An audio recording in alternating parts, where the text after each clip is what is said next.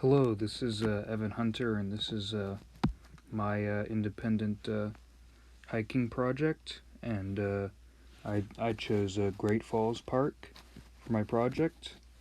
Um, so yeah, the directions.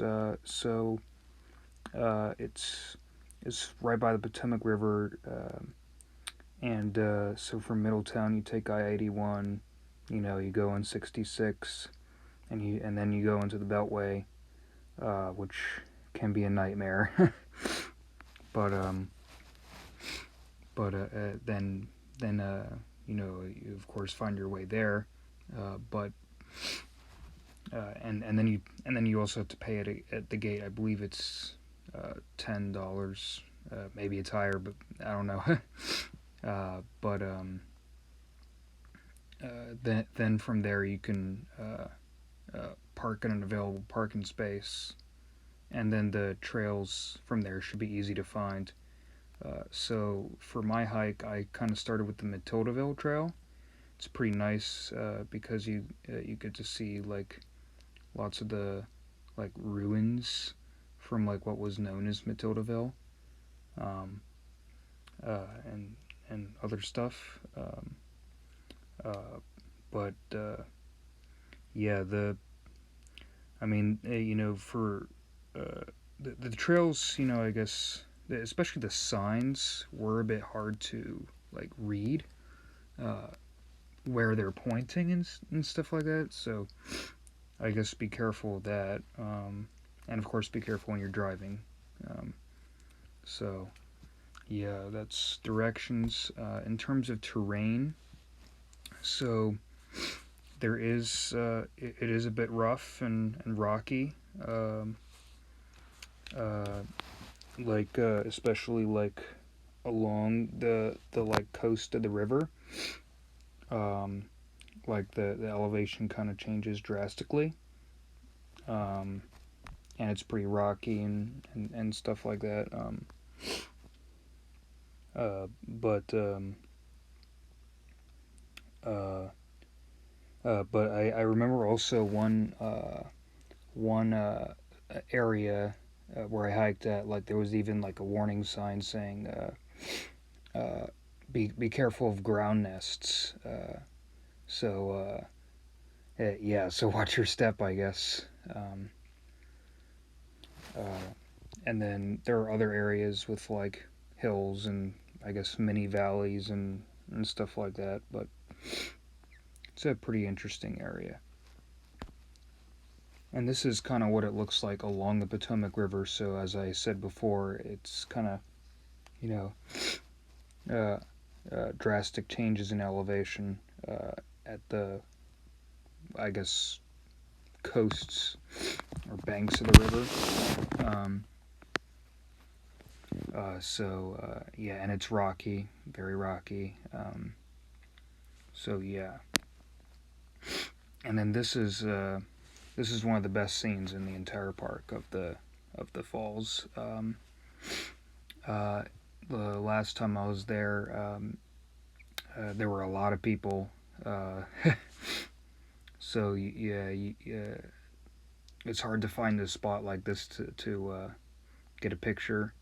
Um, uh, but it's a really nice view. And then that's some of the ruins in Matildaville, which is no longer existent. It was like a town like established in like the late 18th century and then just or I think early 19th century and disappeared. But they were canal builders, and this is one of the canals that they built, and I think it's structured pretty neat. But I did notice in some of the locks or the former locks and other areas along this canal, like well, yeah, it's really no longer a canal either. But I saw like lots of trash left behind, and that's a violation of one of the seven principles of leave no trace behind. And I would, I would encourage any visitors there to not do that. And those are some more great areas. That's that area in particular that I'm at is the quarry. Um, and then here is like by the main falls.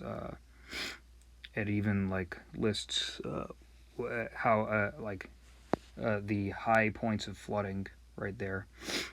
So as you can see, in 1936, I would have been, you know, way under the water. Um, and then here is the actual hike that I did. Um, but other things that I kind of want to go over is, in terms of difficulty, uh, maybe a little difficult navigating at first, because it's my second time at the falls, but it's my first time actually hiking these trails. And the trails are nice, but they're kind of difficult to navigate. Um, and in terms of physical fitness, especially since I run, I feel like that was a recovery from some of my running workouts that week. Uh, it was pretty calm, and so that helped me mentally. And yeah, I would definitely return to this hike. Um, I mean, it's even like rated among the top hikes in the state of Virginia, and possibly on the East Coast. Um, so it's pretty well known. Um, but but yeah, I definitely return to the hike because of the great views it has along the river, and and also the great views of the falls, uh,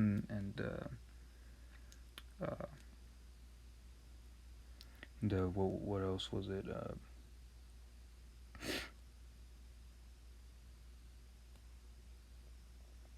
Yeah, well, yeah, that's basically the main reasons why I would return to the hike. Um, but yeah, and that's my project. Uh, you should visit Great Falls.